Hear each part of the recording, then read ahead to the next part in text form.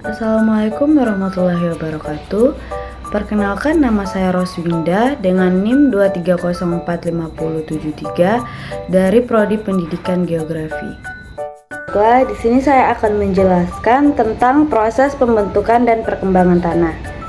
Proses pembentukan tanah yang juga dikenal sebagai pedogenesis adalah proses evaluasi tanah di bawah pengaruh berbagai faktor fisik, biologi, iklim, dan geologi. Proses ini berlangsung selama berabad-abad, bahkan berabad-abad, dan menghasilkan berbagai jenis tanah dengan sifat dan karakteristik yang berbeda.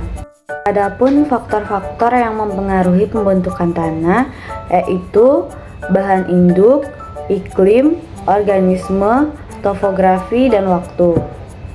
1. Bahan induk. Bahan induk adalah bahan dasar dari mana tanah terbentuk. Bahan induk ini bisa berupa batuan, mineral, ataupun sedimen. Jenis bahan induk akan mempengaruhi sifat fisik dan kimia tanah. Kedua, iklim. Iklim termasuk suhu, curah hujan, dan intensitas sinar matahari. Akan mempengaruhi proses pelapukan dan dekomposisi bahan organik.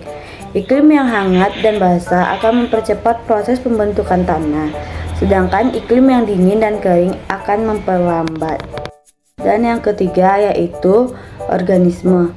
Organisme seperti tumbuhan, hewan, dan mikroorganisme memainkan peran penting dalam pembentukan tanah. Mereka membantu dalam proses pelapukan, dekomposisi bahan organik, dan pembentukan struktur tanah. Topografi. Topografi atau bentuk permukaan tanah akan mempengaruhi aliran air dan erosi. Tanah di dataran tinggi umumnya lebih tipis dan kurang subur daripada tanah di dataran rendah. Waktu. Waktu adalah faktor penting dalam pembentukan tanah. Semakin lama tanah terbentuk, semakin banyak perubahan yang terjadi pada bahan induk dan semakin kompleks profil tanahnya. Tahap pembentukan tanah. Pelapukan. Pelapukan adalah proses pemecahan dan penguraian batuan dan mineral menjadi partikel yang lebih kecil. Pelapukan dapat terjadi secara fisik, kimia, ataupun biologis. Penambahan bahan organik. Bahan organik seperti daun, ranting, dan akar tanaman akan terurai dan menjadi bagian dari tanah.